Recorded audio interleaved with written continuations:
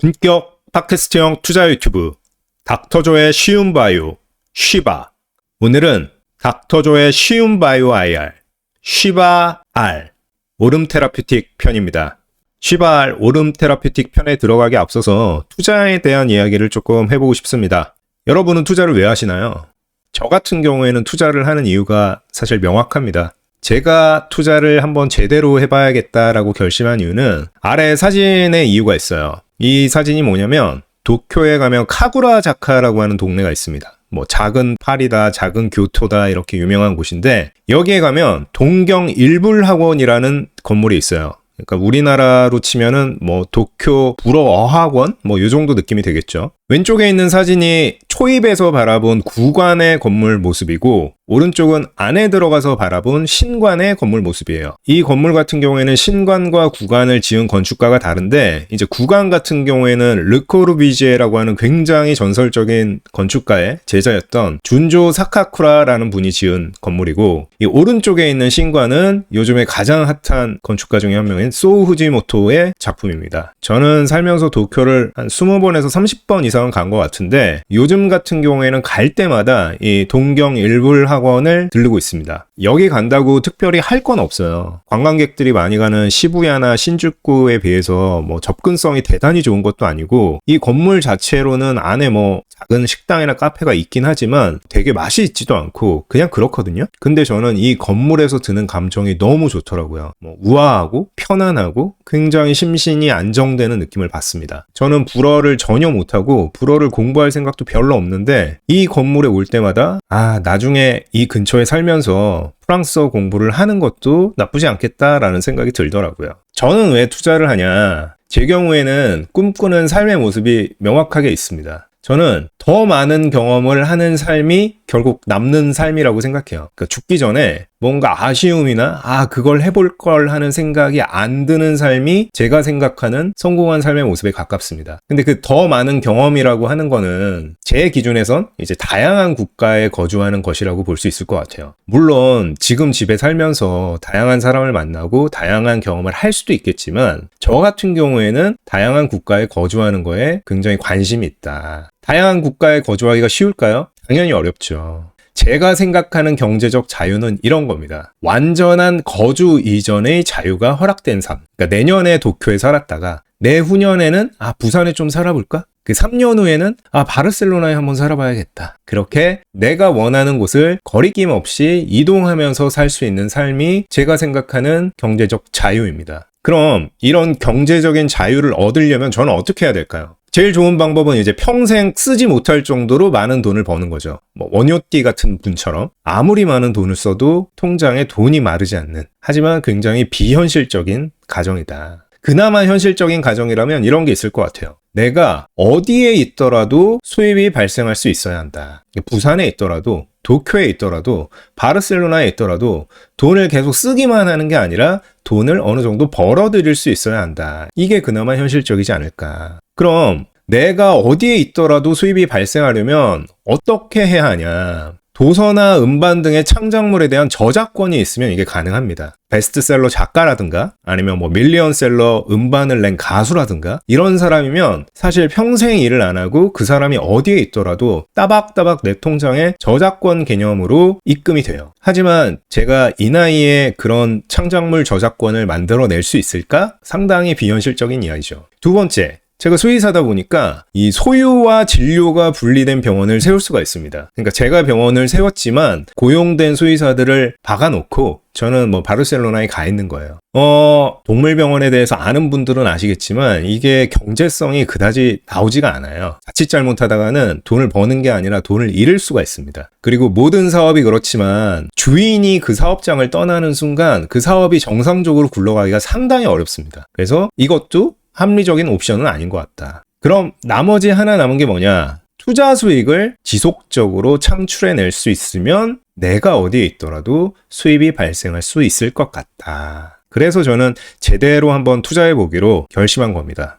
경제적인 자유를 얻고 싶은데 그 이유가 완전한 거주 이전의 자유를 얻기 위해서, 내가 어디에 가 있더라도 내가 굶어 죽을 생각을 안 해도 되기 위해서. 그래서 저는 투자를 하기로 결심했고 희망을 품고 주식 투자를 하고 있습니다. 그런데 요즘처럼 주식시장이 상승장이고 오르기만 하면 참 좋겠지만 주식시장이라는 게 그렇지가 않습니다. 카구라자카에 사는 꿈을 꾸고 잠에 들었다가 내일 주가를 보면 이거는 카구라자카가 아니라 쿠팡 배달이라도 한 번 더 해야 되는 게 아닌가라는 생각이 들 수 있는 게 주식 투자예요. 이 슬램덩크 최치수의 생각처럼 왜 이런 게 지금 생각나는 거냐, 바보같이. 아직 뭔가를 이룬 게 아니다. 제가 주식 투자를 할 때 스스로를 경계하면서 떠올리는 이미지가 하나 있는데 바로 이 장면입니다. UFC 좋아하는 분들 아시겠지만 왼쪽에 있는 선수가 우리의 정찬성 선수고 오른쪽에 있는 선수가 아야르 로드리게스라는 선수예요.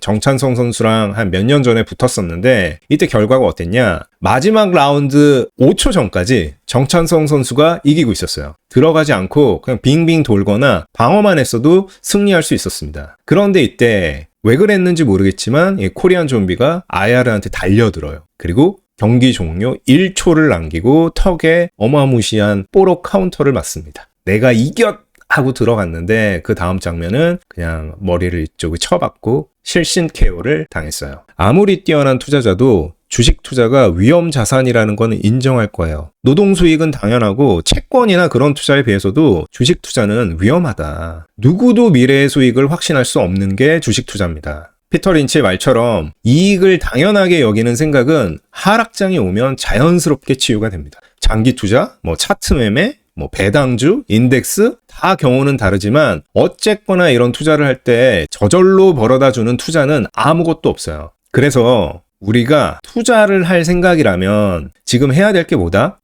카구라자카에 방 얻어가지고 동경 일부학원에서 프랑스어 공부하고 이럴 꿈을 꾸는 게 아니라 지금 해야 될 거는 공부다. 투자할 거라면 지금 공부 말고 더 할 수 있는 일이 우리에게 뭐가 있냐.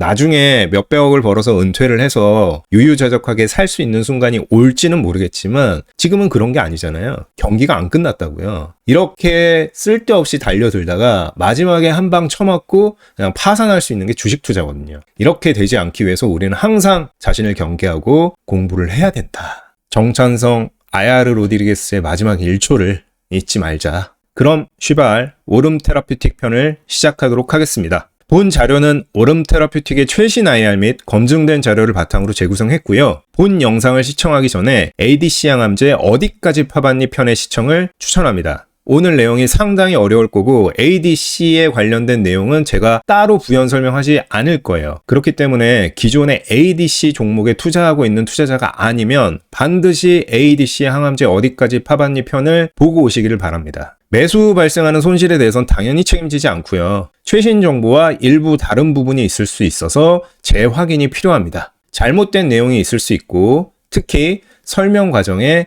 비약이 있을 수 있습니다. 이 점 꼭 명심하시고 오름 테라퓨틱 시작해 보도록 하겠습니다. 시바알의 첫 관문 오름 테라퓨틱을 위한 단어 사전이 돌아왔습니다. 한 가지 말씀드리고 싶은 게 여기 7가지 제가 단어에 대한 설명을 준비했는데 이해가 안 가시는 게 정상입니다. 이 장표만 보고 이거 뭐야 하고 도망가시거나 이해가 안 간다고 스스로를 자책하실 필요가 전혀 없다. 그게 정상이다. 오른쪽 사진처럼 스피드 퀴즈를 하면서 패딩 안에 2글자라고 저는 외쳤는데 여러분이 이걸 팬티 안에 2글자라고 받아들여도 전혀 이상한 게 아니다. 만약에 이거를 한 번에 패딩 안에 2글자라고 이해하셨으면 그게 오히려 이상한 거기 때문에 너무 주눅들지 말고 여기에서 이해를 못했더라도 뒤에서 다시 이 내용이 반복적으로 설명이 되기 때문에 자신감 잃지 마시고 한번 따라와 보시기 바랍니다. 첫 번째, TPD, 타겟 프로틴 디그라데이션. 이게 뭐냐? 세포 안에서 특정 단백질을 없애버리는 약물, 이걸 분해제 디그레이더라고 하는데 이것을 방출하는 기술이나 플랫폼을 이야기합니다. 그래서 기존 약물처럼 단백질의 기능 억제가 아니라 단백질을 완전히 물리적으로 제거하는 것을 목표로 합니다. 두 번째,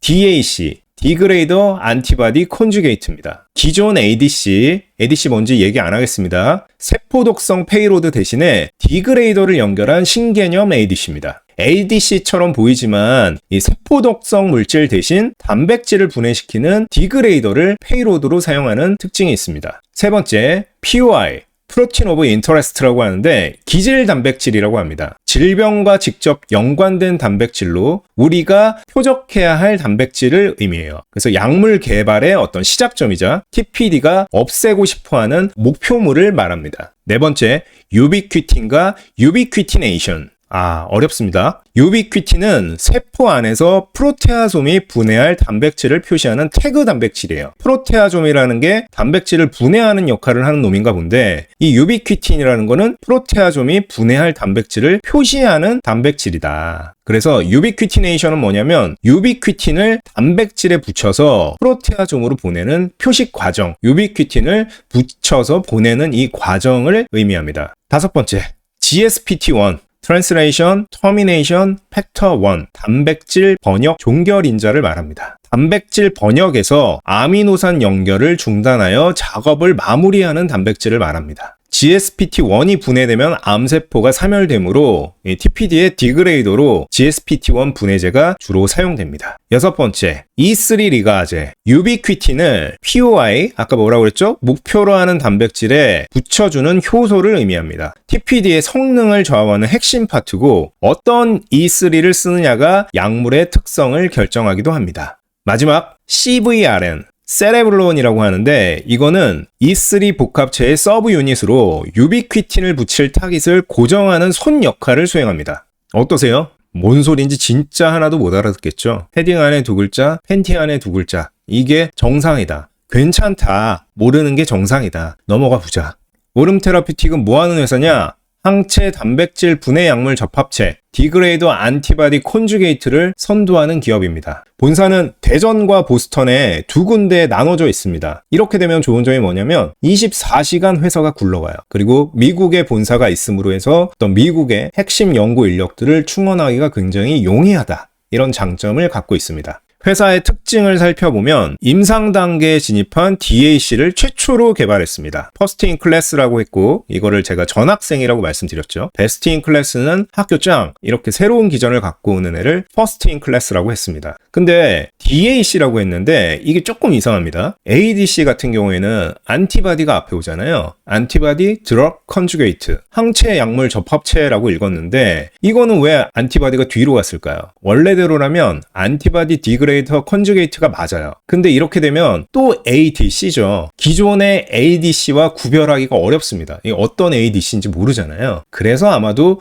DAC로 명명을 한 것 같아요. FDA IND 2건을 확보를 했다라고 되어 있는데 ORM 5029와 ORM 615일이 있습니다. IND가 뭐죠? 전임상을 통과하고 이제 일상에 들어갈 수 있는 권한을 확보했다라는 거예요. 근데 제가 여기에 5029에 줄을 찍 거놨잖아요. ORM 5029에 문제가 있었습니다. ORM 5029는 현재 임상이 중단된 상태예요. 그 이유가 뭐냐? 24년 11월에 임상 참여자에게 SAE, 그러니까 중대한 이상 사례가 발생을 했어요. 뭐 죽거나 유산하거나 뭐 이런 케이스를 말하는데 여기에서는 임상 참여자 한 명이 간부전으로 사망했습니다. 오름 테라퓨틱이 이때도 상장된 상태였는데 이 소식이 전해지자마자 바로 그날 하한가를 맞습니다. 회사에서는 이 5029 사태에 대해서 어떻게 설명을 했냐면 비록 임상 참여자 한 명이 죽긴 했지만 그 이유가 약물과는 그다지 상관이 없는 간부전에 의한 사망이었다. 그리고 이 5029는 갖고 있는 다른 파이프라인과 디그레이더, 그러니까 페이로드는 같지만 항체나 링커의 종류가 다르다. 그렇기 때문에 5029의 문제가 다른 615일이라든가 이런 쪽으로 연결되진 않는다라고 밝혔습니다. 결과적으로 보면 회사의 이런 이야기는 사실이었던 것 같아요. 이 이후에 기술 이전이 나오기도 했고 6151 같은 경우에는 기술 이전이 된 파이프라인인데 현재 일상이 진행 중에 있습니다. 오름 테라퓨틱은 BMS, 벌텍스의 기술 이전을 완료했습니다. 이 BMS랑 벌텍스라는 것을 들어보신 적이 있나요? 아마 없으실 거예요.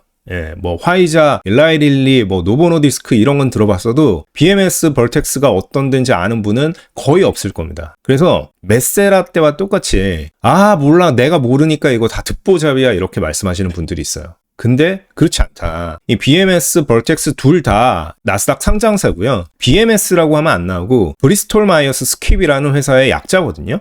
이 회사 같은 경우에는 이제 시총이 한 1,000억 불 정도 합니다. 오름 테라피틱은 신약의 기술 이전을 BMS로 진행을 했고요. 또 하나, 이 벌텍스 파마슈티컬 같은 경우에는 플랫폼 계약을 체결을 했는데 이 회사도 처음 들어보지만 시총이 1,090억 불입니다. 우리가 물고 빨고하는 화이자의 시총이 1460억 불이에요. 두 회사보다 크긴 하지만 그렇다고 어마무시하게 크진 않습니다. 한 50%, 40% 정도 더 큰 회사가 화이자다. 그러니까 BMS랑 벌텍스를 가지고 뭐 듣보잡이다, 뭐 동네 구멍가게다, 조쏘다 만약에 이러는 사람이 있으면 아무것도 그냥 모르는 사람이다. 그렇게 그냥 무시하고 넘어가시면 됩니다. 다음 장표는 이제 이승주 대표에 대해 한번 알아볼 텐데 제목을 이렇게 졌어요. 승주 형, 형에게서 팔란티어 개발자 관상이 보여. 이 사진 제가 펩트론 하면서 말씀드렸죠. 최호일 대표님 설명드리면서 LG 생명과학 출신들의 페이팔 마피아 같은 패밀리가 있다라고 말씀드렸는데 그때 사진을 다시 들고 왔습니다. 왜? 여기 이승주 대표님이 계시거든요. 알테오젠 박순재 대표님, 펩트론 최호일 대표님,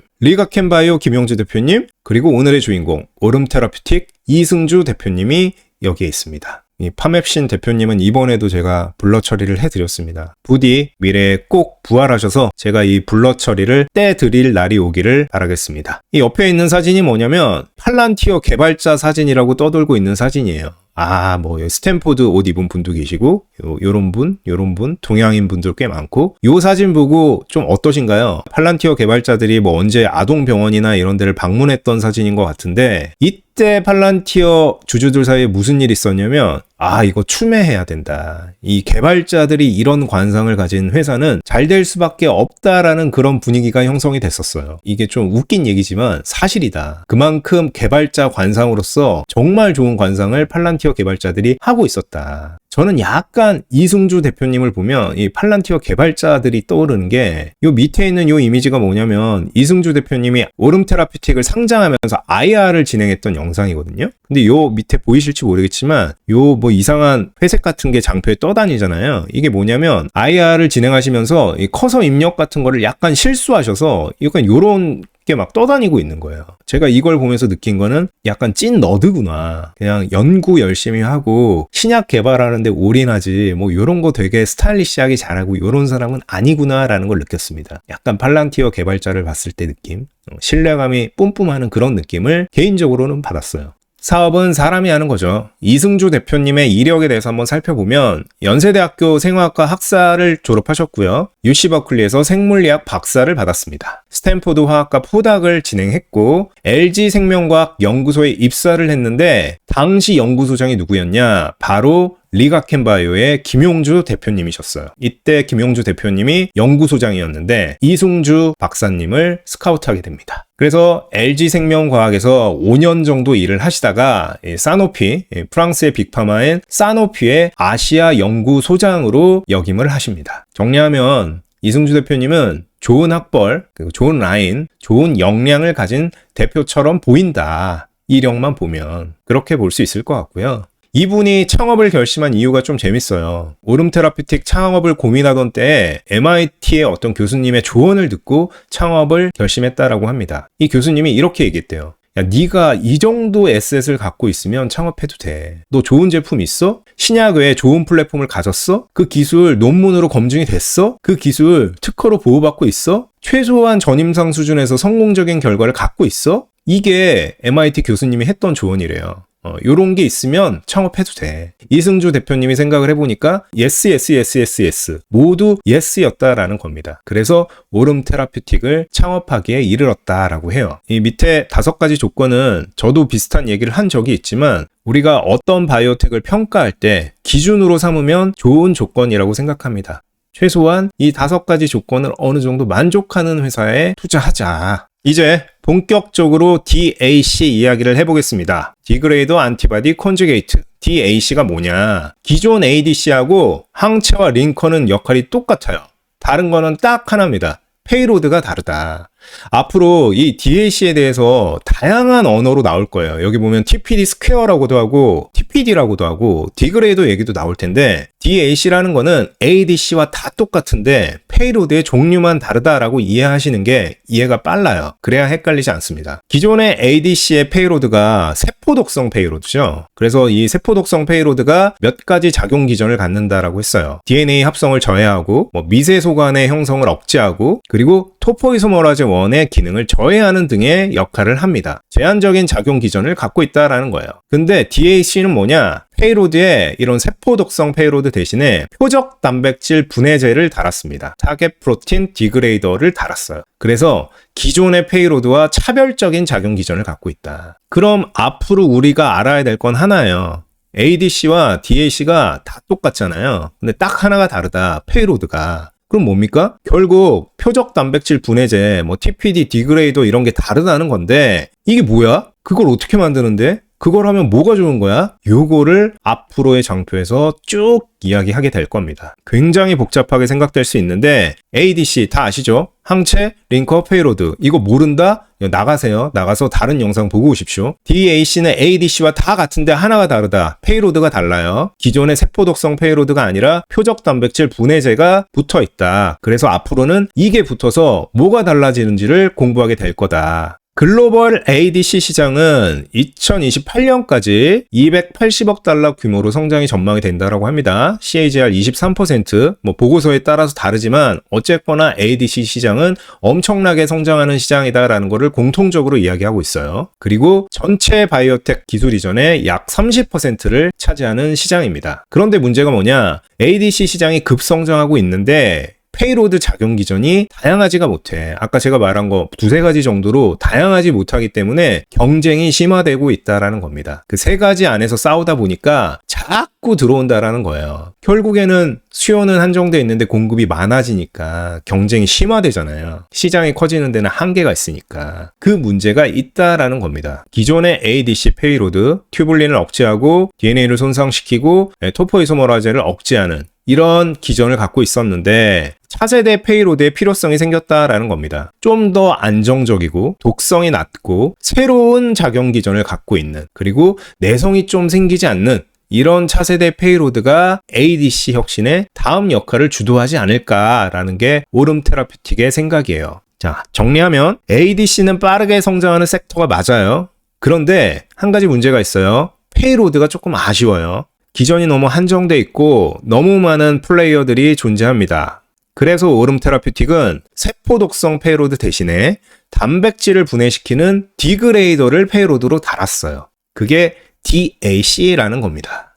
왜 TPD인가? 왜 이걸 써야 하는가에 대해서 앞에 얘기한 내용을 조금 더 자세히 설명을 해볼게요. 토르 사진입니다. 원래 토르는 이렇게 망치를 들고 있죠. 이게 기존의 ADC의 페이로드예요. 세포 독성 페이로드. 다 때려 죽이는 역할을 합니다. 이걸로 DNA 합성 억제하고 미세소관 없애버리고 토포이소머라제 I 같은 거 저해하고 이런 망치 같은 걸로 역할을 했던 게 기존의 ADC의 페이로드라고 하면 이 TPD의 페이로드 디그레이더는 진공청소기를 들고 있는 거예요. 단백질 같은 거를 그냥 이 안으로 없애서 쓸어버리는 겁니다. TPD는 왜 사용하냐? 암세포의 생존에 필수적인 단백질을 제거하기 위해서 사용합니다. 말했듯이 단백질의 기능 억제가 아닌 제거가 목적이고요. 완전한 기능 상실을 목표로 합니다. 이 TPD를 사용했을 때 장점입니다. 첫 번째, 세포 독성 페이로드의 부작용이 강한 독성에 있다고 그랬잖아요. 이 세포 독성 페이로드 같은 경우에는 아무래도 독성이 너무 심하기 때문에 링커에서 이게 잘못 분리될 경우에는 엄청난 부작용이 일어날 가능성이 있었는데 이런 독성에서는 그래도 어느 정도 자유롭다라는 장점이 있고 기존 약물로 치료할 수 없는 단백질도 제거가 가능합니다. 이게 되게 중요한 얘기인데 이게 뭐냐면 기존의 단백질을 없애거나 기능을 제어하기 위해서는 수용체 결합 방식이라는 거를 사용해야 됐어요. 이게 뭐냐면 이렇게 만약에 팩맨처럼 생긴 단백질이 있고 여기에 수용체가 결합이 돼야 이 단백질을 없앨 수가 있었거든요. 그런데 만약에 이 단백질이 팩맨처럼 안 생기고 아예 둥그런 원형으로 생겼다고 해봐요. 이렇게 되면 어떻게 되죠? 수용체가 붙을 곳이 없습니다. 이런 단백질이 전체의 80% 이상이 됐었다라는 거예요. 기존의 수용체 결합 방식으로는 이런 단백질을 제거할 수가 없었어요. 그런데 TPD는 뭐냐면 진공청소기로 빨아들이는 거기 때문에 이게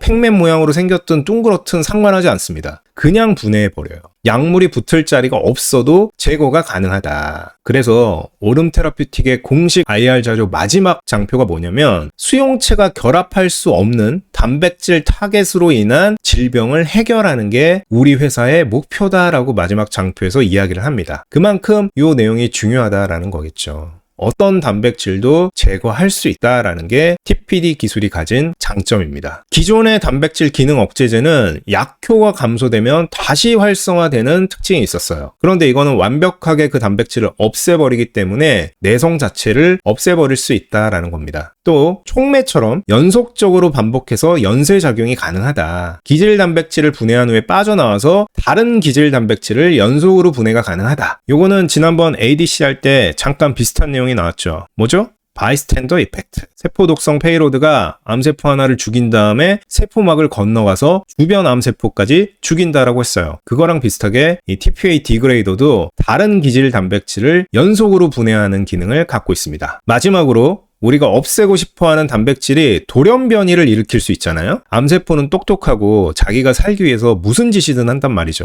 아까 팩맨처럼 생긴 이 단백질이 이렇게 생긴 약물을 만나면 딱 결합이 돼서 죽기 때문에 얘가 자기 모습을 바꿀 수 있어요. 막 네모나게 별 모양으로. 근데 그렇게 해봤자 소용이 없다. 이건 애초에 수용체 결합 방식이 아니거든. 진공청소기로 쓸어버리면 되기 때문에 기질 단백질이 돌연변이를 하더라도 제거가 가능하다. 이런 장점을 TPD 방식은 갖고 있다라는 겁니다. 자, 단백질 분해를 이해하려면 단백질 합성을 이해할 수 있어야 됩니다. 단백질은 우리 몸에서 어떻게 만들어질까요? 와, 이 엄청나게 복잡해 보이는 이미지에 이렇게 따박따박 박혀있는 이런 글자들, 이걸 보고 이 영상을 끄지 않는다면 진짜 여러분은 대단한 사람입니다. 저는 솔직히 쉬바를 하면서 이거를 뭐 재밌게 본다라는 분도 있고 2번, 3번 돌려본다는 분도 계신데 솔직히 약간 이해가 안 가요. 이런 거를 보고 싶으세요? 굉장히 복잡하고 이거 몰라도 우리가 하는 데는 전혀 문제가 없거든요. 근데 심지어 이거를 재밌게 본다? 정말 특이하신 분들이고 재밌는 분들이다. 이해는 좀 안 가지만 조금이라도 재밌게 이 영상을 시청하실 수 있게 한번 설명을 해보도록 하겠습니다. 우리 몸에서 단백질 합성은 2단계로 이루어집니다. 첫 번째 스텝은 전사, 트랜스크립션이라고 하는 단계고요. 두 번째 스텝은 번역, 트랜스레이션이라는 단계입니다. 뭐 의대를 가든 수의대를 가든 생명공학과를 가든 유전학과를 가든 어떤 고도화된 생명과학 기술을 배우기 전에 반드시 처음에 배우게 되는 내용이에요. 저도 한 20년 만에 이 그림을 봤는데 여전히 좀 복잡하고 어렵지만 한번 설명을 해볼게요. 스텝 1, 전사. 이건 뭐냐면 핵내의 DNA. 이게 뭐라고 그랬습니까? 레고의 설명서 같은 거라고 그랬죠. 핵내에 존재하는 DNA를 mRNA라는 걸로 복사하는 과정을 말해요. 세포가 특정 단백질을 만들어 달라고 요청하면 RNA 폴리머라제라는 게 있어요. 뒤에 아제가 붙으면 뭐라고 그랬죠? 혹시 기억나시나요? 효소라고 했습니다. 어떤 반응을 일으키게 하는 효소라고 했어요. RNA 폴리머라제라는 게 특정 단백질을 합성하는 설계도에 접근을 합니다. 이 놈이 설계도 복사본을 만들어서 핵 밖으로 빼와요. 이 핵 밖에 위치한 곳을 세포질이라고 하는데 여기에 리보솜이라는 게 있습니다. 이 단백질을 조립하는 공장인데 이쪽으로 전달을 해주게 됩니다. 이 리보솜 지난 ADC 할 때 나왔던 거 아닌가라고 생각이 드실 텐데 헷갈리시면 안 됩니다. 그때 나왔던 건 리보솜이 아니라 리소솜이에요. 그거는 쓰레기 처리장입니다. 리보솜은 조립 공장이다. 둘은 전혀 달라요. 옆에 가서 또 설명을 해드릴게요. 근데 이 원본 설계도를 복사해 오는 과정이 그렇게 쉽진 않아요. 이 원본 설계도, 그러니까 DNA가 이중 나선 구조, 이렇게 꽈배기처럼 꽈있다라고 했잖아요. 이 꼬인 상태로 존재하는데 이거를 복사하려면 이 상태로는 못하고 단일 가닥이어야 합니다. 그래서 RNA 폴리머라제가 필요한 거예요. 요 이중 나선 구조로 돼 있는 거, 내가 원하는 단백질을 만들려고 하는 이 설계도 부분을 딱 끊어내는 게 RNA 폴리머라제라는 거예요. 근데 이게 이렇게 꼬여 있잖아요. 이 꼬여 있는 거를 이쪽을 팍 자르게 되면 순간적으로 여기가 어떻게 되겠습니까? 이 꼬여 있던 힘이 있기 때문에 이게 예쁘게 싹 떨어지는 게 아니라 막 뒤틀려 버려요. 그거를 슈퍼코일링이라고 합니다. 단일 가닥으로 자르면서 과도한 꼬임이 발생하는데 이렇게 되면은 단백질 합성을 할 수가 없어요. 뭐 어떻게 만드는 건지 읽어낼 수가 없다고요. 그래서 이 과도한 꼬임을 없애줘야 합니다. 이걸 없애는 게 뭐다? 바로 토포이소머라제 1이다. 이 꼬임을 풀지 못하면 설계도의 복사가 불가능합니다. 그래서 토포이소머라제 1이라는 이 효소를 저해하는 약물을 쓰게 되면 암세포가 죽는 겁니다. 이렇게 슈퍼코일링 돼 있는 거를 편편하게 펴서 바깥으로 나와야지 세포 분열을 하는데 꼬인 상태를 편편하게 못 펴게 만드는 약이 있다. 그게 토포이소머라제 1 저해제다. 그게 뭐다? NO2다. NO2의 작용 기전이 바로 요거다라는 겁니다. 뭔 소린지 하나도 이해가 안 되는데? 라는 생각이 드시면 여기서 중단하고 나가셔서 ADC 편을 다시 한번 보고 오시기 바랍니다. 이렇게 단백질을 만드는 원본 설계도를 복사해서 나오는 과정을 트랜스크립션이라고 합니다. 여기까지 하면 이 단계가 끝난 거예요. 그래서 원하는 부분의 설계도를 복사한 빳빳하게 편 종이를 리보솜이라는 곳으로 전달합니다. 여기서부터 번역이라는 과정이 시작이 돼요. mRNA, 그러니까 설계도 복사본을 활용해서 단백질을 합성하는 과정입니다. 리보솜, 조립공장이라고 그랬고요. 리소솜 아닙니다. 리보솜에서 설계도 복사본의 내용을 세 글자씩 끊어서 읽어요. 이걸 코돈이라고 하는데 이 코돈에 맞춰서 조립을 하게 됩니다. 단백질을 조립하기 위한 로보손 같은 게 있어요. 이걸 tRNA라고 하는데 이 로보손이 mRNA가 세 글자씩 읽어주는 거에 맞춰서 아미노산을 갖고 운반해 옵니다. 이렇게 운반된 아미노산을 연결한 게 폴리펩타이드라는 게 된다. 이거 제가 비만 치료제 할 때부터 계속 설명드렸죠. 펩타이드가 뭐냐? 아미노산이 펩타이드가 되고 펩타이드가 여러 개 연결되면 그게 폴리펩타이드고 그게 폴딩 구조를 통해서 기능을 갖게 되면 그게 단백질이다 라고 말씀을 드렸어요. 이 내용이 여기서 나오는 겁니다. 이렇게 로보손이 mRNA의 지시에 맞춰서 3개씩 끊어서 계속 갖고 와서 딱딱딱딱 붙여갑니다. 계속 붙이면 될까요? 안 되죠. 어느 순간 마무리 지어야지 이렇게 새로운 단백질 형태가 만들어질 거 아닙니까? 그래서 mRNA는 야 그만 붙여라 라고 하는 작업 마무리 지시를 해줘요. 이거를 스탑 코돈이라고 합니다. 그만해. 이런 작업 마무리 지시가 내려지면 GSPT1 단백질이라는 게 번역을 종결해요. 그만하면 GSPT1이라는 단백질이 딱 와가지고 요 기계를 멈춰버려요. 이렇게 기계가 딱 꺼지면 예쁜 폴리펩타이드 구조가 완성이 되고 이거를 접어서 폴딩 구조를 통해서 단백질이 완성이 되는 겁니다. 이게 트랜스레이션 과정인데 이걸 왜 합니까? 암세포는 빠르게 분열하는 세포죠. 그 말은 새로운 단백질 합성이 쉬지 않고 이어져야 한다라는 거예요. 전사와 번역 과정이 스무스하게 진행이 돼야 됩니다. 근데 GSPT1 단백질이 사라지면 어떤 일이 발생하냐? 하나하나 붙이던 거를 끊어주고 나가고 해서 새로운 게 계속 돌아야 되는데 기계를 꺼주는 애가 사라져버려요. 그럼 어떻게 됩니까? 작업이 마무리돼야 하는 폴리펩타이드가 마무리가 되지 못하고 계속해서 연결돼 나갑니다. 이거는 제대로 된 단백질도 아니어서 불량품인데다가 공장이 제대로 돌아가지 않아서 모든 작업이 중단되는 사태가 옵니다. 이런 상황이 오면 이제 세포 스트레스라는 걸 받게 되고 암세포는 사멸을 하게 되는 겁니다. 어렵죠. 단백질 합성 이야기를 하면서 사멸되는 과정까지 이야기를 하다 보니까 조금 어려운데 버텨보시죠. 뒤에서 또 다시 한번 제가 설명을 해드리겠습니다. 정리하면 단백질 합성을 하기 위해서는 설계도라는 게 필요해요. 근데 이 핵 안에 있는 DNA를 바깥으로 빼올 수가 없기 때문에 mRNA라는 걸로 복사해 와야 됩니다. 이거를 전사 과정, 트랜스크립션이라고 하고요. 이게 설계도를 복사해 온 것에 따라서 mRNA가 작업 지시를 내립니다. 코돈이라는 작업 지시를 내리면 이 조립 공장인 리보솜에서 이 로보손 tRNA를 가동해서 아미노산을 하나하나씩 갖고 와요. 그렇게 운반된 아미노산이 연결이 되면 폴리펩타이드라는 게 되고 mRNA가 이제 그만하면 됐어 라고 하는 스탑 코돈이라는 작업 마무리 지시를 내리면 작업이 종료가 되는 겁니다. 그 역할을 누가 한다? GSPT1이라는 단백질이 한다. 이 단백질이 단백질 합성 과정을 종료하는 역할, 기계를 끄는 역할을 한다라는 거예요. 그래서 이렇게 연결된 아미노산, 폴리펩타이드를 접어서 단백질이 최종적으로 만들어지는 거다. 이렇게 우리 몸에서는 단백질이 합성된다라는 겁니다. 자, 단백질 합성에 대한 이야기를 했고 앞에 잠깐 설명했던 단백질 분해에 대한 이야기를 해보겠습니다. 인해와 스티커 그리고 청소차라고 제가 부제를 달아봤는데 제가 이 오름 테라퓨틱 편을 하면서 이 비유는 되게 잘 든 것 같아 라고 생각한 비유가 2가지가 있어요. 그 중에 첫 번째 내용이 바로 이 단백질 분해에 대한 이야기입니다. 이 쉬바 채널 구독자를 분석해보면 이 남성 구독자가 한 80% 정도 되고요. 그 중에서 제 나이 또래 이제 3040이 가장 많더라고요. 이 나이 또래면 이분들 기억하시죠?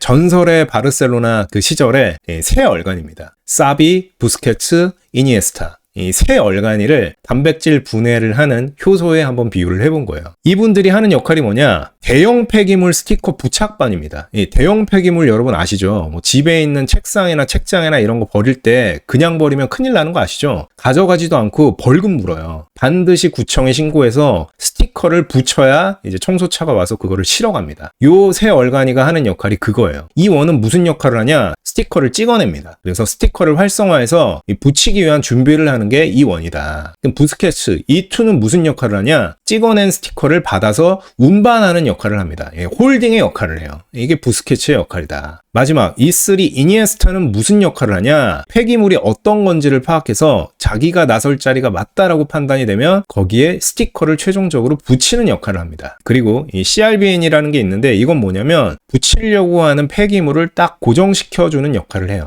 이 내용을 다시 설명해 보겠습니다. 세포가 대형 폐기물, POI죠. 우리가 목적으로 하는 단백질을 처리하는 방법을 알아보겠습니다. 대형 폐기물을 실어가려면 스티커를 붙여야 한다. 이게 뭐다? 유비퀴틴하다. 유비퀴티네이션. 스티커를 붙이는 행위를 말합니다. 그래서 POI, 우리가 버리고 싶은 대형 폐기물, 이 단백질에는 라이신이라고 하는 곳이 있어요. 스티커를 붙일 수 있는 곳이 있는데 여기에 유비퀴틴 단백질이 부착되는 과정을 말합니다. 근데 이 대형 폐기물 아무데나 스티커를 붙이면 안 됩니다. 우리가 이런 장롱을 버리면서 이 앞에 딱 보기 좋은 곳에 스티커를 붙여야지 장롱 밑바닥에 스티커를 붙인다고 생각해봐요. 그거를 스티커를 붙였는지 어떻게 합니까? 그러면 청소차가 가져가기가 힘들잖아요. 딱 눈에 보이는 곳에 스티커를 붙여야 된다. 어떤 라이신에 부착되는지에 따라서 다른 신호를 생성을 합니다. 유비퀴틴이 라이신 넘버 11번 그리고 48번에 붙으면 프로테아좀, 청소차가 이 단백질을 제거하라라는 신호를 보내게 됩니다. 이게 유비퀴틴화 과정이에요. 이 스티커를 붙이는 과정에서 이 새 얼간이가 어떤 역할을 하냐. 말했듯이 E1, 사비는 ATP, 그러니까 에너지를 소모해서 유비퀴틴을 활성화합니다. 스티커를 찍어낸다고 그랬고요. E2, 부스케츠는 활성화된 유비퀴틴, 스티커를 운반하고 관리하는 역할을 합니다. 홀딩 미드필더. CRBN, 이거는 E3 리가제의 어떤 서브 유닛인데 기질 단백질을 딱 잡아주는 역할을 해요. 폐기물을 고정시킨다. 이게 막 움직이면 붙이기가 힘들잖아요. 그래서 이걸 딱 잡아주는 역할을 한다. 그리고 이 E3, 우리의 이니에스타는 E2가 보관하고 있는 이 유비퀴틴 스티커를 기질 단백질에 딱 부착하는 역할을 한다라고 합니다. 이렇게 반복해서 기질 단백질에 유비퀴틴을 부착을 하면 이거를 폴리 유비퀴틴이라고 해요. 스티커가 하나만 붙는 게 아니라 하나, 둘, 셋, 넷 막 이렇게 다락 붙여 놓는다고요. 이거를 프로테아좀, 청소차가 딱 보고 아 이거 갖다 버리라는 거구나 해서 이 스티커가 여러 개 붙은 기질 단백질, 폴리 유비퀴틴 체인을 형성한 이 기질 단백질을 프로테아좀이라는 게 분해를 시키는 거예요. 정리하면 이 세월간이 효소의 작용에 의해서 이 스티커를 여러 개 붙인 대형 폐기물을 청소차가 수거해 간다라는 겁니다. 이게 단백질 분해의 기전이에요. 할만하신가요? 오늘 내용이랑 이 프로티나 내용 중에서 어떤 게 더 어려운지 모르겠는데 막상 막하일 것 같기도 하고요. 프로티나는 그 중간 과정이 너무 어려웠다라고 하면 이 오름 테라퓨틱은 이 기전을 이해하는 이 과정이 쉽지가 않아요. 그 뭐 DNA, RNA, 뭐 tRNA, 유비퀴틴, GSPT1 뭐 거의 돌아버린다. 근데 뭐 어쩌겠습니까? 일어나, 이제 시작이야. 바이오로 돈 벌기가 쉬울 줄 알았어? 일어나시죠. 공부하셔야 됩니다. 앞으로 많이 남았습니다. 앞에 얘기했던 DAC의 기전에 대해서 다시 한번 정리를 해볼게요. GSPT1 분해제를 탑재한 DAC가 암세포를 처리하는 방법입니다. 1번, ADC 링커에 세포독성 페이로드 대신에 기질 단백질을 분해하는 디그레이더를 부착했다. 이게 DAC죠. 여기까지 이해되죠? 이해 안 되시면 정지하고 나가셔야 됩니다. ADC 다시 보고 오세요. 이 ADC랑 원리가 똑같기 때문에 암세포의 표면 항원, 표적 항원에 딱 결합을 합니다. 그러면 항체 항원 결합체가 생기고 이거를 뭘 한다고 그랬죠? 세포 내로 끌어들인다고 그랬죠. 엔도사이토시스. 암세포 내부로 DAC가 진입을 할 수 있습니다. 진입한 게 리소좀이라는 쓰레기장으로 가죠. 여기에서 나오는 효소, 산성 환경 등에 의해서 링커가 똑같이 분해가 됩니다. ADC는 분해가 되고 나서 세포독성 페이로드가 나왔고 DAC는 세포독성 페이로드 대신에 분해제가 방출이 되는 거예요. 여기까지는 ADC랑 원리가 완전히 똑같습니다. 여기부터 잘 봐야 되는데 튕겨나온 분해제가 E3에 부착을 합니다. 이니에스타를 찾아가서 딱 부착을 해요. 그럼 어떤 일이 생기냐? 반대편에 GSPT1 단백질을 불러와서 하나의 복합체를 완성을 합니다. 만약에 이 디그레이더가 없었다면 E3와 GSPT1은 만날 수가 없는 상태였어요. 근데 이 디그레이더로 인해서 E3라는 단백질 효소와 GSPT1이라는 단백질이 억지로 딱 만나서 하나의 복합체를 완성했다라는 겁니다. 단백질과 단백질이 만났다. 이게 뭐죠? PPI, 프로틴 인터액션. 어디서 나왔습니까? 프로티나. 자, 이렇게 되면 E3 리가제가 스티커 유비퀴틴을 막 부착해서 유비퀴티네이션을 만들어 버립니다. 스티커가 여러 개 붙어서 폴리 유비퀴틴을 만들어낸 상태에 유비퀴티네이션을 만들어낸다. 그럼 뭐죠? 청소차 등장, 프로테아좀이라고 하는 단백질을 분해하는 애가 등장을 해서 이렇게 유비퀴틴이 여러 개 달려있는 GSPT1 단백질을 분해해버립니다. 그럼 어떻게 됩니까? GSPT1이 뭐 하는 거라고 그랬죠? 단백질 합성할 때 이걸 마지막 끝맺어주고 기계를 끄는 애라고 그랬어요. 근데 이 기계가 안 꺼지네? 왜? 얘가 없어졌으니까. 그럼 어떻게 됩니까? 단백질 합성이 끝나지 않고 아미노산들이 계속 붙어가는 겁니다. 폴리펩타이드가 계속 연결이 돼요. 그러면 세포 스트레스를 받게 되고 암세포가 에이팝토시스, 자살을 하게 된다. 이 에이팝토시스라는 개념도 알아야 되는데 세포 자살이라는 개념이거든요. 이거와 유사하면서 전혀 다른 게 네크로시스라고 있습니다. 이건 아마 들어보셨을 거예요. 괴사, 어디가 괴사됐다 이런 말씀 많이 하시잖아요. 그때 나오는 개념이 네크로시스 개념이고 에이팝토시스는 세포 자살 개념이에요. 둘이 뭐가 다르냐면 에이팝토시스는 질서 있는 세포의 죽음이에요. 이렇게 되면 염증 반응 같은 게 안 생기고 굉장히 깔끔하게 떨어집니다. 근데 이 네크로시스는 어떤 사고 같은 거예요. 원래는 일어나지 않았어야 될 어떤 세포가 사멸하는 과정이 나타나는 게 네크로시스다. 그래서 이 경우에는 염증이 생깁니다. 병적인 상태가 네크로시스예요. 암세포가 사라지는 건 똑같은데 네크로시스가 아니라 에이팝토시스, 질서 있게 암세포가 사멸돼 가는 과정이 나타난다라는 거죠. 다 왔습니다. 이 세포를 사멸한 후에 이 디그레이더는 다른 단백질로 옮겨가서 동일한 과정을 반복합니다. 이거를 카탈라이틱, 촉매 과정이라고 합니다. 하나만 죽이지 않고 다른 단백질로 옮겨가서 재활용돼서 사용된다 이 말입니다. 앞에서 설명한 내용을 그림으로 정리한 내용입니다. 요거 한번 다시 한번 살펴보죠. 첫 번째, 항원항체 결합을 해서 세포 내로 이동을 합니다. 이게 DAC예요. 암세포의 바깥에 특이적으로 혹은 더 많이 발현되어 있는 단백질을 우리는 항원이라고 하고 표적 항원이라고 합니다. 여기에 DAC의 항체가 딱 결합을 해서 항원항체 결합으로 세포 내로 이동을 한다. 엔도사이토시스. 이렇게 들어간 DAC는 리소조미라는 곳으로 들어가서 링커가 끊어지고 디그레이더, 분해제가 바깥으로 빠져나오게 됩니다. 그 다음에 뭐라고 그랬죠? E3를 찾아간다고 그랬죠. E3를 찾아가서 디그레이더가 딱 붙으면 자동적으로 POI, 우리가 없애고 싶은 단백질이 반대쪽에 딱 붙어요. GSPT1 같은 거. 이게 딱 붙어서 복합체를 이뤄냅니다. 쉽게 설명하면 디그레이더 분해제는 주선자고 주선자 때문에 원래는 만날 생각이 없었던 E3와 POI, 그러니까 단백질이 만나게 되는 거예요. 주선자가 가운데 껴서 야 너네 일로 와봐 해서 딱 만나는 거죠. 그럼 어떤 과정이 이어집니까? 유비퀴틴을 POI에 딱딱 붙이게 된다라는 겁니다. 이렇게 나와 있죠. 우리가 없애고 싶은 단백질에 UB라고 하는 유비퀴틴이 한 개가 아니라 다라락 붙었어요. 뭐 E3 리가제, CBRN 이런 거의 작용으로 인해서 단백질에다가 유비퀴틴 태깅을 이렇게 해놨다고요. 그럼 무슨 일이 벌어지냐? 여기에 있는 게 프로테아좀이거든요. 청소차입니다. 이 청소차가 이걸 딱 보고 이거 스티커 붙었으니까 버리라는 거네 하고 수거해 가서 이렇게 분해를 해버립니다. GSPT1 같은 걸 분해하면 어떻게 됩니까? 단백질 번역 과정을 종결하지 못한다. 그러면 세포 스트레스가 생기고 에이팝토시스, 암세포가 자살을 하는 과정이 나타난다라고 했습니다. 네크로시스와 에이팝토시스가 어떻게 다르다? 네크로시스는 원하지 않는 죽음이어서 염증이 생겼지만 에이팝토시스는 질서정연한 죽음이기 때문에 깔끔하게 떨어진다. 이게 뭐냐면 우리의 악화자입니다. 에이팝토시스는 딱 귀멸의 칼날에서 오니들 죽는 과정을 생각하시면 돼요. 목 삭 베면 그냥 깔끔하게 재로 딱 떨어져서 사라지잖아요. 그게 에이팝토시스다. 너저분하게 막 시체가 널브러져 있고 그러지 않다라는 겁니다. 마지막 다섯 번째, POI를 없앤 분해제는 다른 단백질에 재사용됩니다.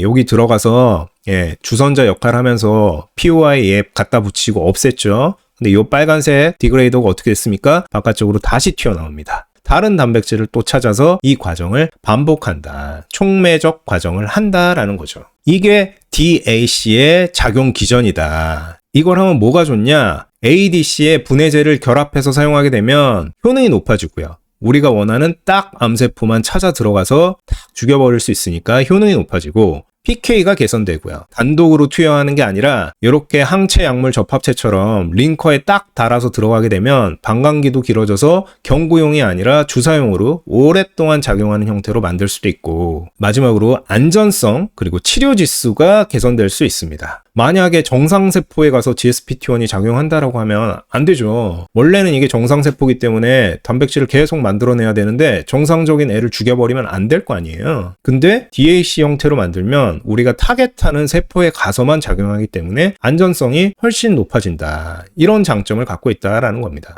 효능은 높아지고 부작용은 적어지고 오랫동안 기능할 수 있는 약물 형태로 만들 수 있다. 앞에서 본 GSPT1이라는 POI, 우리가 없애고 싶은 단백질을 분해하는 과정을 조금 더 자세하게 나타낸 그림이에요. CLBN이라고 하는 기질 단백질을 딱 잡아주는 역할을 하는 게 있고, 요것들이 복합체를 이뤄서 스티커를 다라라락 붙이면 프로테아좀이 이거를 분해해서 없애버린다라는 겁니다. 중요한 건 뭐냐? 오름 테라퓨틱이 갖고 있는 GSPT1을 분해하는 이 플랫폼은 독자적인 GSPT1 분해제를 사용합니다. 스몰 006이라는 걸 사용하는데, 기존에 GSPT1을 분해하는 분해약이 있을 거 아니에요. CC9009라는 게 있는데 이 약물에 비해서 효과가 1000배고 부작용이 10분의 1이다. 아니, 효능이 1000배고 부작용이 10분의 1이라고요? 그걸 어떻게 알죠? 요게 실험한 내용들이 하나하나 이렇게 나오는 거예요. 바이오텍은 결국에 데이터입니다. A부터 볼까요? 강력한 항종양 활성을 보인다. 항종양이 뭐죠? 종양에 대항하는, 종양을 없애는 기능을 한다라는 거예요. 인비보에서 3배 이상 높은 종양 억제력을 확인했다. 이 임상 데이터 해석하다 보면 계속 나오는 단어가 이 인비보인데, 인비보가 뭐냐면 생명체, 생쥐든 뭐 비글이든 사람이든 그런 데서 확인한 거를 인비보라고 해요. 이 생명에서 확인한 게 아니라 실험실에서 어떤 세포 단위로 확인을 한 거를 인비트로라고 합니다. 요거는 계속해서 나오는 단어이기 때문에 알아두시는 게 좋아요. 생쥐에서 인비보죠. 기본 경구제 분해제와 비교를 해봤더니 높은 종양 억제력이 확인이 됐다. 이 디그레이더 A가 기존의 분해제고요. TPD 스퀘어라고 되어 있는 게 시간이 갈수록 종양의 양이 드라마틱하게 줄어들어서 19일 이상 되니까 완전 관해가 돼버렸다. 그에 비해서 디그레이더 A 경구제는 첫날 반짝하다가 이 효능이 줄어들면서 계속 올라가서 암세포가 다시 늘어나더라. 그거를 말하는 겁니다. 두 번째, 더 우수한 PK 특성을 가졌다. PK가 뭐라고 그랬죠? 약물이 생체 내로 들어가서 시간에 따른 농도 변화 그래프라고 했어요. 경구제 분해제 같은 경우에는 먹고 나서 시간이 조금만 흘러도 이 약효가 사라진다라는 거예요. 근데 넣고 나면 쭉 방광기가 이어진다. 그래서 오랫동안 생체 내에서 약효가 기능할 수 있다. 방광기가 연장이 돼서 주사제로 전환이 가능하고 띄엄띄엄 맞을 수 있는 특징을 갖고 있다라는 겁니다. 세 번째, 높은 선택성과 안전성 프로파일을 갖고 있다. 오름 테라퓨틱의 항암제는 MTD는 높고 MED는 낮습니다. 이게 뭐냐면 MED는 약효를 나타내는 최소 농도예요. MTD는 뭐냐면 약효를 보이면서 독성이 나타나지 않는 최고 농도예요. 그래서 이 최저 농도와 최고 농도의 사이를 치료 지수, 테라퓨틱 인덱스라고 합니다. 제가 이거는 G2G 바이오 할 때 테라퓨틱 레인지라고 설명을 드렸어요. 그래서 이 치료 영역, 이 윈도우가 넓을수록 안전하다라는 말씀을 드렸습니다. 치료 지수가 개선이 된다는 거는 치료 영역이 증가한다라는 얘기고, 이거는 곧 약물의 안전성이 향상된다라는 말입니다. 약물의 세이프티 마진이 더 넓어진다. 그렇게 이해하시면 될 것 같아요. 다시 정리하면 오름 테라퓨틱의 TPD 스퀘어 더 강한 효과를 보이고요. 더 안전하고요. 더 오랫동안 갑니다. 앞에 했던 내용을 데이터로 다시 한번 설명을 해드린 거예요. 자, 여기까지 오름 테라퓨틱의 기술을 이해하기 위한 내용을 한번 쭉 살펴봤습니다. 기술을 이해하면 뭐합니까? 오름 테라퓨틱의 금고를 한번 까봐야죠. 오름 테라퓨틱은 어떤 재산을 갖고 있을까요? 오름 테라퓨틱의 파이프라인 3가지입니다. 첫 번째, ORM 615일이라는 게 있어요. 어떤 데에 듣는 거냐? HRMDS라는 게 있습니다. 이게 뭐냐면 골수라는 곳이 있어요. 혈액세포를 만들어내는 곳이에요. 적혈구, 백혈구, 혈소판 이런 것들이 여기서 만들어지는데, 이 골수에서 혈액세포가 제대로 만들어지지 않는 병, 그거를 MDS라고 해요. 마이엘로 디스플라스틱 신드롬. 이 중에 AML이라는 병으로 진행될 위험이 높은 그룹을 말해요. 하이 리스크. 다시 골수에서 혈액세포가 제대로 안 만들어지는 애들이 있는데 그 중에서도 AML이라는 병으로 진행될 위험이 높은 그룹, 그게 HRMDS다. 여기에 오름 615일이 듣는다. 그러면 AML은 뭐냐? Acute Myeloid Leukemia라고 합니다. 해석하면 급성 골수성 백혈병입니다. 골수에서 미성숙 백혈구가 폭증하는 거예요. 정상적이라면 이 상태로 나오면 안 되는데 성숙하지 않은 백혈구가 팍 나와버리는 거예요. 이걸로 인해서 정상적인 혈액세포의 형성을 방해하는 그런 혈액암을 AML이라고 합니다. 오름 615일이 이 HRMDS와 AML에 적응할 수 있다. 이 615일의 표적항원은 CD33이라는 항원이에요. 표적항원 어떤 걸로 삼는다고 했습니까? 다른 세포에는 없는데 암세포에만 있는 항원이거나 아니면 정상세포보다 훨씬 숫자가 많은 것들을 표적으로 삼는다라고 했어요. 그게 CD33이라는 겁니다. 이 615일 약물은 세포독성 페이로드 대신에 디그레이더 분해제를 달고 있습니다. 그 분해제가 뭐냐? 스몰 E49라는 분해제입니다. GSPT1을 분해하는 약물이에요. 615일의 중요한 거는 요 내용이겠죠.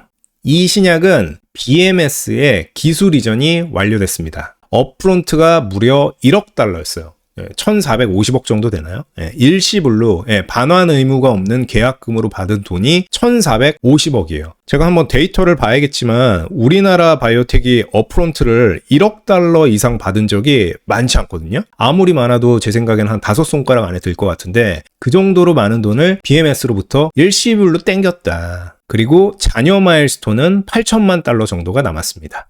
615일 임상은 어떻게 진행되고 있냐? 미국, 캐나다, 유럽 등지에서 현재 일상이 진행 중에 있고요. 기존에 단독 투여 방식으로 원래는 진행을 했었어요. BMS가 이 615일만 계속 투여하면서 AML이나 HRMDS에서 효과가 있는지를 보다가 최근에 단독 투여가 아닌 병용 투여, 그러니까 요 약과 다른 약을 막 함께 써보는 거예요. 또 환자 수를 기존에 한 3배 정도 그렇게 대폭 늘렸습니다. 이건 무슨 의미일까요? 원래는 단독으로 투여하던 거를 딴 거랑 같이 투여하기 시작했고 지역도 늘렸고 환자 수도 늘렸어요. 아마도 BMS는 615일에 대해서 어느 정도의 확신을 하고 있는 게 아닐까. 왜?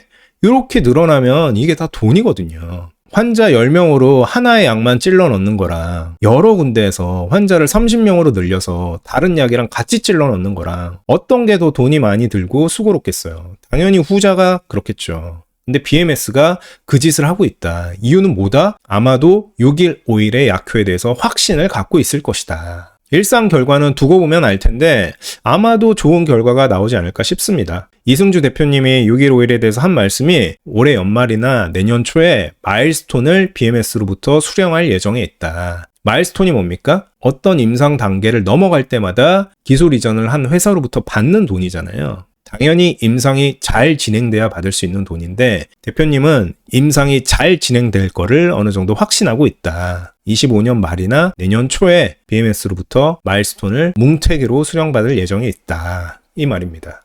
다음으로 넘어가서 오름 1153입니다. 이거는 AML, 급성 골수성 백혈병에 좀 더 특화되어 있는 약물이에요. 표적항원은 CD123이라는 걸 갖고요. 디그레이더로는 스몰 006이 쓰입니다. 마찬가지로 GSPT1 분해제예요. 이 약의 특징이 또 중요하겠죠? 독자 개발한 항체와 페이로드를 사용합니다. 4개의 링커에 4개의 페이로드가 결합한 형태를 띠고 있습니다. DAR이 최대 4다. 이 약물이 중요한 게 뭐냐면 며칠 안 남았습니다. 12월 6일부터 9일까지 혈액학회가 미국에서 열려요. 이때 전임상 데이터를 발표합니다. 사람에서 임상을 진행하기 전에 동물에서 임상을 진행했던 데이터를 이때 발표를 합니다. 근데 대표님이 무슨 얘기를 했냐. 이 1153의 적응증이 AML에 특화되어 있다고 했잖아요. 급성 골수성 백혈병에 특화되어 있다고 생각을 했는데 이 전임상을 해보니까 AML 외에 모든 혈액암으로 적응증이 확장 가능할 가능성이 보였다라는 말씀을 하셨어요. 아마 이 내용을 학회에서 이야기를 할 것 같아요. 기존에 이거를 잘 치료하려고 이 약물을 만들었는데 전임상을 해보니까 이것만 치료하는 게 아니라 대부분의 혈액암에서 이 약물이 듣더라라는 데이터를 발표를 하겠다라는 겁니다. 이 발표가 나오면 시장은 어떻게 반응을 할까요? 얼마 남지 않았습니다. 12월 6일부터 9일까지 열려요. 만약에 오름 테라피틱을 매수하실 생각이 있으면 이 이벤트를 잘 보셔야 할 것 같습니다. 회사 측의 설명에 의하면 1153은 내년에 일상에 돌입할 예정이고요. 추가 애로 가능성을 매우 높게 보고 있습니다. 오름 테라퓨틱이 2개의 라이센스 아웃을 진행했잖아요. 하나가 BMS의 오름 6151번 이 신약을 기술 이전을 진행했고, 나머지 하나 버텍스에 진행한 기술 이전은 어떤 신약에 대한 기술 이전이 아니라 플랫폼 자체에 대한 기술 이전을 했어요. 근데 1153 같은 경우에도 이런 좋은 데이터를 바탕으로 내년에 일상을 돌입할 건데 아마도 추가 애로가 가능하지 않겠냐라는 게 시장의 기대입니다. 마지막으로 오름 1023이라는 게 있습니다. 이거는 약간 베일에 쌓여져 있는 파이프라인인데 지금까지 알려진 바로는 소세포 폐암 그리고 신경 내분비 종양에 작용하는 것으로 알려져 있어요. 표적 항원은 아직 공개되지 않았고요. 마찬가지 디그레이더가 뭔지도 공개되어 있지 않습니다. GSPT1 분해제가 쓰이는 건 맞는데 어떤 디그레이더가 쓰일지 아직 비공개 상태예요. 근데 이렇게 보통 베일에 쌓여있는 제품 중에 대박인 제품들이 있잖아요. 우리가 어떤 선물을 주면서 선물을 받는 사람 눈을 막 꽁꽁 가리고 야, 눈 뜨면 안 돼 하고 딱 데려갔으면 열었을 때 포르쉐가 있거나 이러는 게 맞지, 모나미 볼펜 같은 게 딱 놓여있으면 진짜 싸대기 맞죠. 마찬가지 오름 1023이 이렇게 베일에 쌓여있다는 건 뭔가 대박인 냄새가 나는 게 있다. 미충족 수요가 높은 질환에서 주로 발현되는 표적 항원을 갖는다라고 합니다. 이 표적 항원이 신규 환자의 90%에서 발현이 되지만 해당 표적 항원에 대한 치료제가 부재한 상황, 딱 만들기 좋은 항원을 갖고 있는데 여기에 대한 약물이 없다라는 겁니다. 그래서 퍼스트 인 클래스가 기대가 된다. 우리가 세계 최초로 이 약물을 만들 수 있을 것 같아 라는 이야기를 하고 있는 거예요. 이 약물을 인비트로 실험실에서 그리고 인비보 생명체에 주입해서 확인을 해봤더니 강력한 활성을 확인한 상태다라는 겁니다. 이상 세 가지 오름 6151, 1153, 1023 이게 오름 테라퓨틱의 금고에 들어있는 세 가지 자산입니다. 이 내용을 하나씩 좀 더 자세히 본 거예요. 오름 6151, AML, 급성 골수성 백혈병 및 HR, MDS 이걸로 진행하기 쉬운 애들 대상으로 CD33 표적 항원에 결합하는 GSPT1 접합체 이해가 되시나요? 이 한 줄짜리 제목을 보고 이게 뭔지 알아야 돼요. 바이오텍 IR 장표는 이거를 굳이 친절하게 풀어서 설명하지 않습니다. 딱 이렇게 써요. AML 및 HR, MDS 대상 CD33 표적 GSPT1 접합체 이걸 알아야 된다. 쉬바 아래서 이런 거 공부하지 않고 이걸 알 수 있습니까? 모릅니다. 이걸 어떻게 합니까? 의사거나 생명공학과 나온 사람이 아니면 이게 무슨 말인지 어떻게 알아요? 모른다. 공부를 해야 돼요. 이 6151번은 퍼스트 그리고 베스트 인 클래스 잠재력을 가진 혈액암 임상 준비 단계 프로그램이래요. BMS 넘버링은 986497번. 이 약이 2023년 3분기에 BMS에 팔렸다. 그리고 현재 미국, 캐나다, 유럽에서 일상을 진행 중에 있다. 근데 더 중요한 건 뭐라고 그랬죠? BMS에서 힌트를 줬다. 단독으로 투여하던 걸 다른 약이랑 같이 투여하기 시작했고 환자 수도 3배로 늘렸다. 그 말이 뭐겠냐? 아마도 효과가 있지 않겠느냐. 효과가 있으니까 돈 써가면서 그렇게 임상을 공격적으로 진행하지. 다음 오름 1153 CD123 표적의 GSPT1 분해제입니다. 마찬가지 한 줄만 보고 해석하실 수 있어야 됩니다. ADC랑 똑같죠. 항체 있고요. 링커 있고요. 마지막에 달린 이 빨간색 부분 여기만 세포독성 페이로드가 아니라 디그레이더가 붙는 게 TPD 스퀘어입니다. 오름은 이 항체를 독자적으로 만들었다고 합니다. 그 말은 뭐다? 오름은 항체를 디자인할 능력을 갖고 있다. 그리고 페이로드도 독자적으로 개발을 했다. 항체뿐만 아니라 여기에 붙는 디그레이더도 자기들이 만들어낼 수 있다. 스몰 006이라는 거를. 요 1153의 이벤트가 뭐라고 그랬죠? 며칠 안 남은 12월 6일부터 미국에서 발표한다고 그랬습니다. 그 발표 내용은 대충 뭐가 나올 거냐면 실험실에서 적용을 해봤더니 이미 검증된 디그레이더 CC9009라는 분해제가 있는데 이 약에 대비해서 세포주의 1000배나 높은 효능을 확인했다. 그리고 인비보 실제 생명체에서 용량 의존적으로 항종양 효능을 확인했다. 이 말이 뭐냐면 용량을 높일수록 종양을 더 잘 억제하는 효과를 확인했다라는 거예요. 킬로그램당 5mg로 주사를 해봤더니 31일차에 들어가는 순간 완전 관해, 완전히 암세포가 사라지는 것을 확인했다. 금고에 든 마지막 1023 소세포 폐암 및 신경 내분비 종양에서의 유망한 개발 기획 잠재력.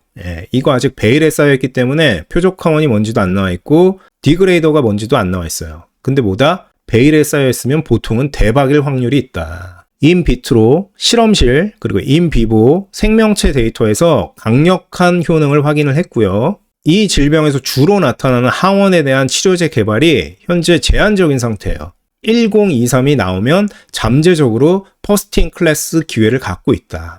1023에 대해서 정리하면 전임상 단계를 통과한, 더 정확히는 전임상 단계에서 효능을 확인한 미충족 수요가 높은 질환, 그런 표적 항원을 가진 질병에 대한 퍼스트 인 클래스 DCA를 순조롭게 개발하고 있다. 이게 1023이고 어느 정도 진행이 되면 밝히겠다라는 거죠. 여기까지 오름 금고를 털어서 본 세 가지 신약에 대해서 알아봤습니다. 오름이 이것만 있을까요? 그렇지 않습니다. 또 대박이 하나가 있어요. 그게 뭐냐? 프로탭이라는 거다.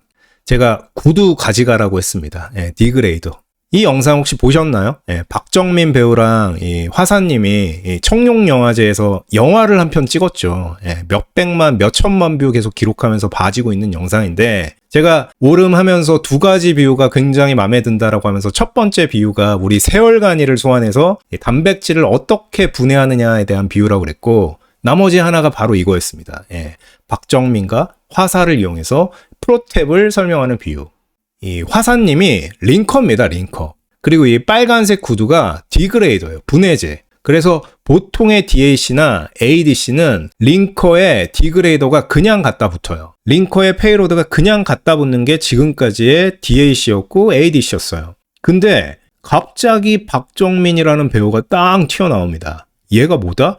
프로탭이다. 원래였으면 링커는 디그레이더를 그냥 붙잡고 있어야 되는데 이 약물을 그냥 주지 않고 프로탭이라는 애가 갖고 와요. 근데 이 영상 보신 분 아시겠지만 여기서 화사님이 이 구두 어떻게 합니까? 떨어뜨리죠. 그래서 이 사진을 조금 더 과학적으로 변형하려면 어떻게 돼야 되냐면 화사라는 링커가 있고요. 이 프로탭이라는 박정민이 화사의 손을 잡고 있어야 돼요. 그리고 이 빨간색 구두는 자기의 다른 손을 잡고 있어야 됩니다. 링커가 이 디그레이더를 잡아서 떨어뜨리지 못하게 화사의 손을 박정민이 잡아야 되는 거고 이 구두는 자기가 들고 있어야 돼요. 이렇게 사진이 나오면 정확한 비유입니다. 근데 그런 사진이 없었기 때문에 제가 이렇게 들고 온 거예요. 이 내용을 옆에서 자세히 설명을 해볼게요. 이 설명을 다 하고 나서 이 장면으로 다시 넘어오겠습니다. 그때 이 장면이 무슨 의미인지를 이해할 수 있으면 여러분은 프로탭을 다 이해한 거예요.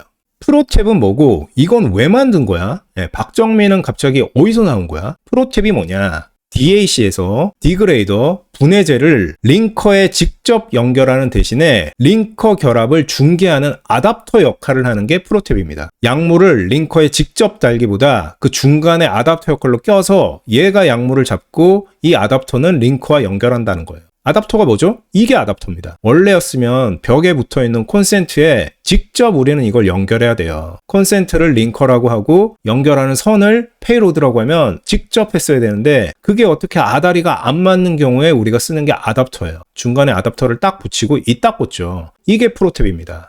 야, DAC에 이 프로탭이라는 거 갖다 쓰면 기존의 링커는 필요 없는 거야? 이게 링커를 대체하는 거야?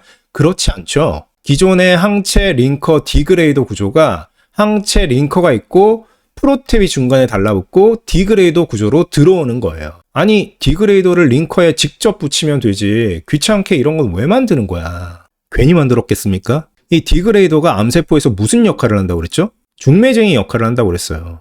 원래 E3와 POI 우리가 죽이고 싶은 단백질은 안 만나는데 얘가 들어와서 E3에 갖다 붙고 동시에 POI를 불러온다고 그랬어요. 3자 결합을 이루어야 하기 때문에 이 디그레이더의 안정성이 굉장히 중요합니다. 안정적인 형태로 가서 붙어야 3자 결합을 이룰 수가 있어요. 근데 이 디그레이더가 분자량이 되게 크고 구조가 좀 복잡합니다. 그래서 기존의 링커에 붙이기가 좀 까다로워요. 뭐 아예 못 붙이는 건 아닌데 붙이는 게 상당히 까다로워. 그렇다 보니까 이 디그레이더를 링커에 직접 붙이려면 최적화를 위한 시간이 오래 걸린다. 컨센트에 딱 선을 연결했는데 이게 좀 불안정해서 흔들거리고 막 불이 꺼지고 그래. 그래서 이 최적화를 위한 시간이 오래 걸린다는 얘기예요. 당연히 뭐 꾸역꾸역 붙인다 해도 결합 안정성이 떨어지는 단점이 있다. 그래서 이 프로탭이라는 걸 만든 겁니다. 그러면 프로탭이 있으면 뭐가 더 좋은데?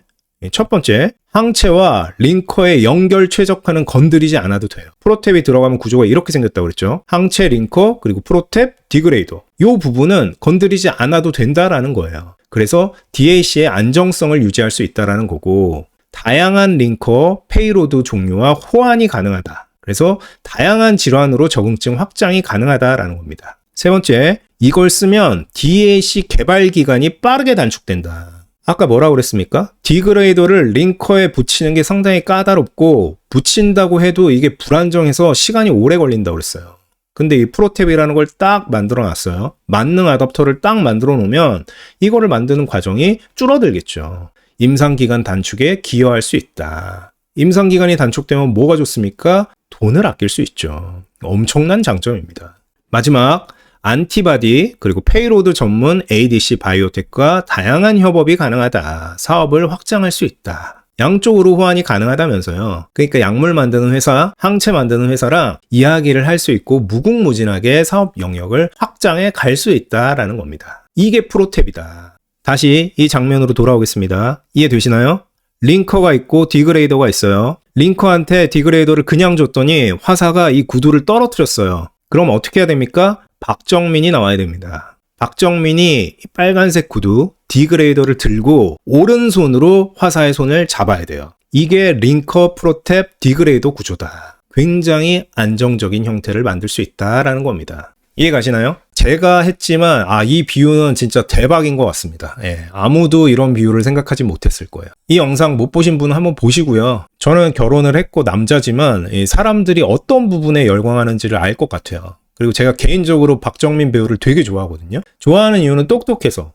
박정민 배우가 진짜 글을 잘 쓰고 그러니까 지금 출판사도 하고 있는 거 아닙니까? 애초에 공부도 되게 잘하셨고 이분이 연기하는 걸 보면 머리가 되게 좋구나라는 걸 그냥 느낄 수가 있어요. 저는 이런 사람 좋아합니다. 똑똑한 사람.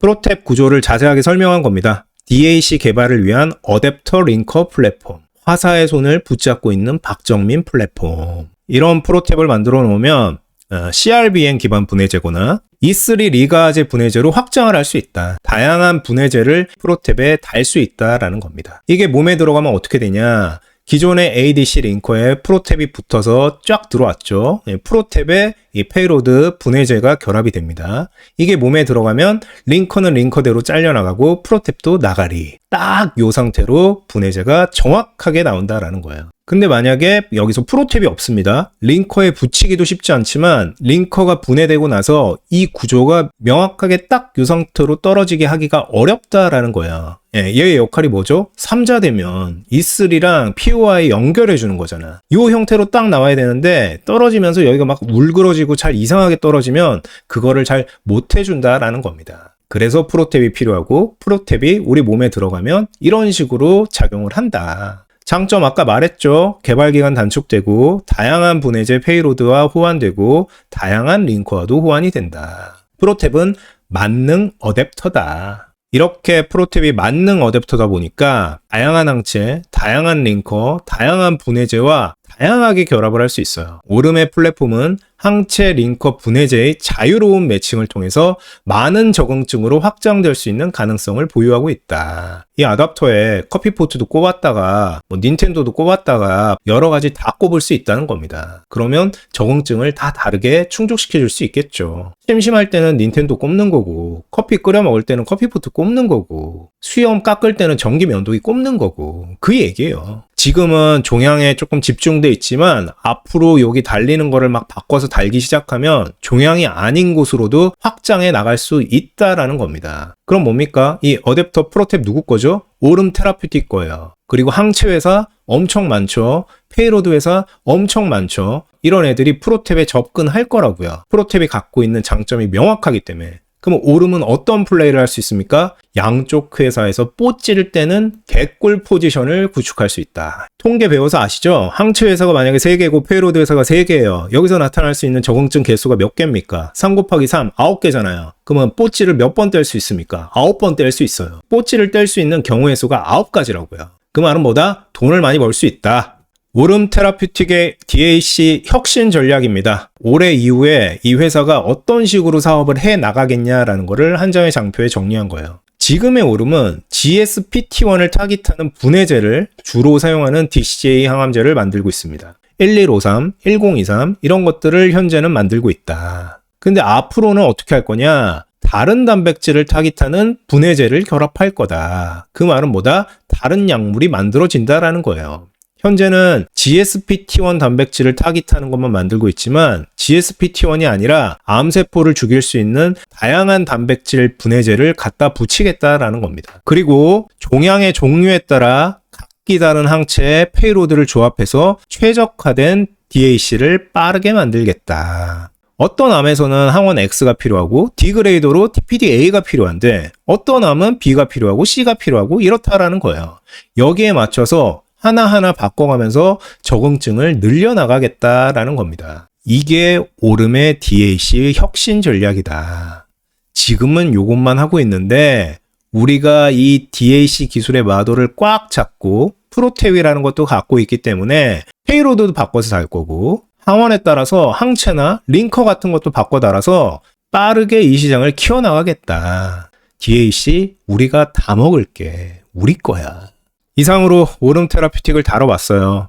투자 아이디어를 한번 정리해 보겠습니다. 첫 번째, DAC 플랫폼은 세포 독성 페이로드의 약점을 보완한 차세대 ADC 플랫폼이다. 두 번째, BMS, 조수 아닙니다.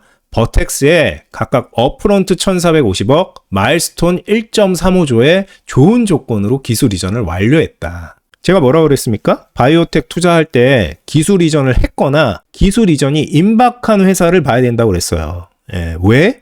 야, 니네 기술이 그렇게 좋은데 왜 안 사가? 이상하죠. 왜 안 사갑니까? 그렇게 기술이 좋은데.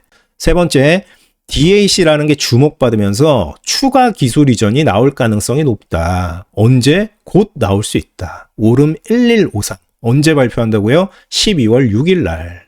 네 번째, 현재 오름 테라피틱의 임상은 전임상이거나 일상의 초기 단계이기 때문에 근시일 내에 임상 실패나 기술 반환이 이루어질 가능성이 낮다. 이게 만약에 3상, 그러니까 완전 까보기 전이었으면 어떻게 될지 모르잖아요. 뒤로 갈수록 임상을 패스할 확률이 낮아지거든요, 보통은. 근데 이게 전임상이거나 일상 단계에 있다 보니까 아무래도 빠그라질 확률이 낮다라는 겁니다.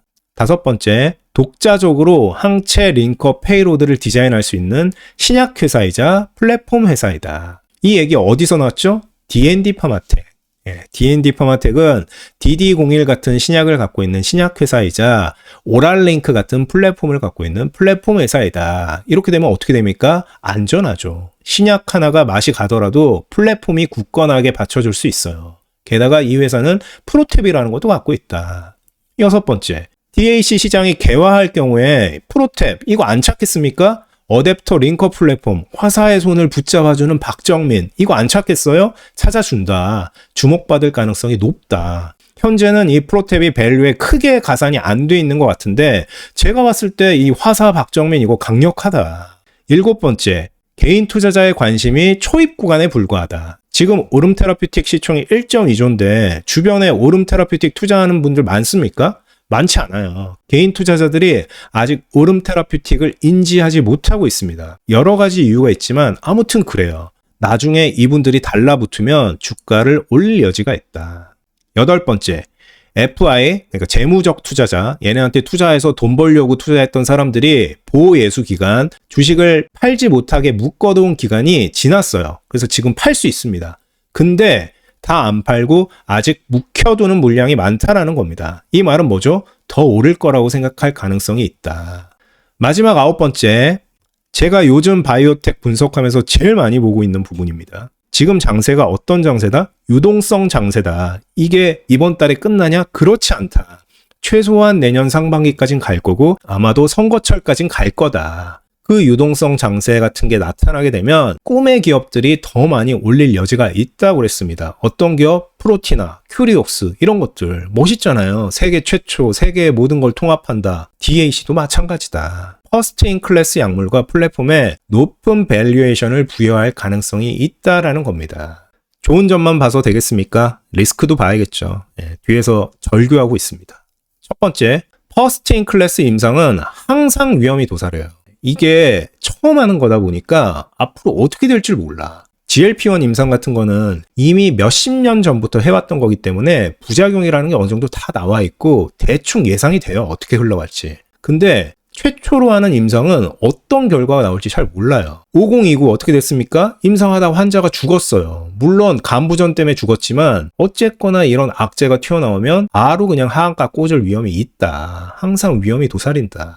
두 번째, 말했듯이 부작용이 아직 완전히 드러나지 않았습니다. 굉장히 안전하고 좋아 보이지만 앞으로 어떤 일이 벌어질지 몰라요.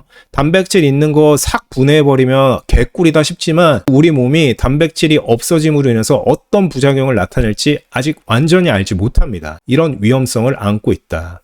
세 번째, ADC 기술이 나름 약점을 보완해 가고 있어요. 이 ADC 기술에 약점이 있다고 그랬잖아요. 기전이 몇 개 없고 독성이 너무 심한 부작용이 있고 한데 이런 약점을 나름 ADC 기술 회사들이 보완해 가고 있습니다. 그래서 ADC 시장 또한 계속해서 성장 중이다. NO2 얘기했죠. 계속해서 우상향하고 있다. 네 번째, 그렇기 때문에 DAC 시장이 향후에 얼마나 성장할지 아직 검증이 되지 않았어요. 야, ADC 잘 되잖아. 무슨 DAC가 그렇게 되겠냐? 이런 얘기를 할 수 있다라는 거죠.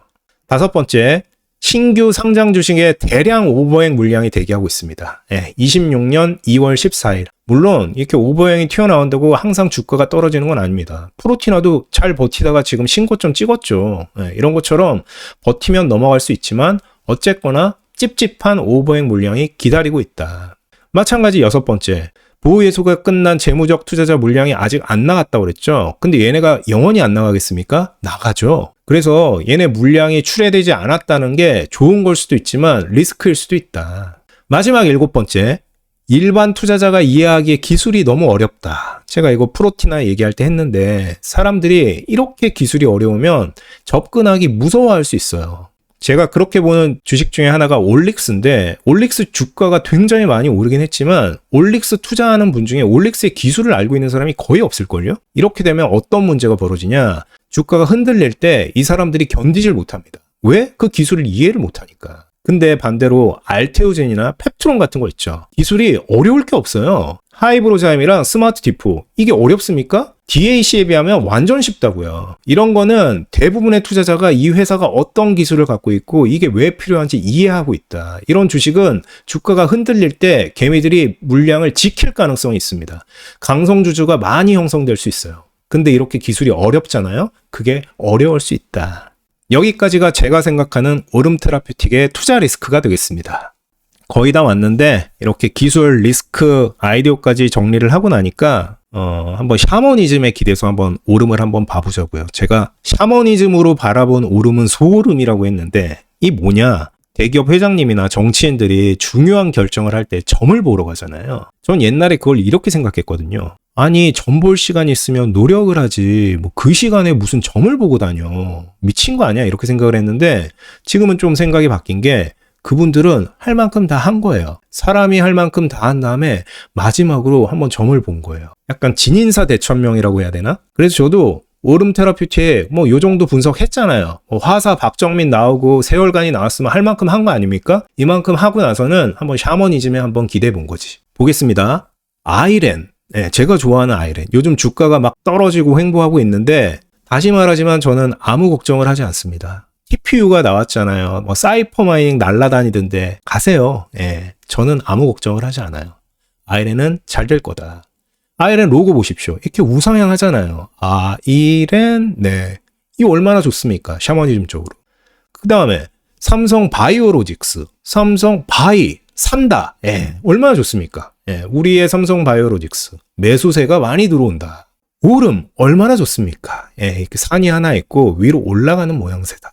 그에 비해서 우리 셀트리온 보세요. 요즘 들어서 주가가 조금 회복하고 있지만 셀이 뭡니까 셀이.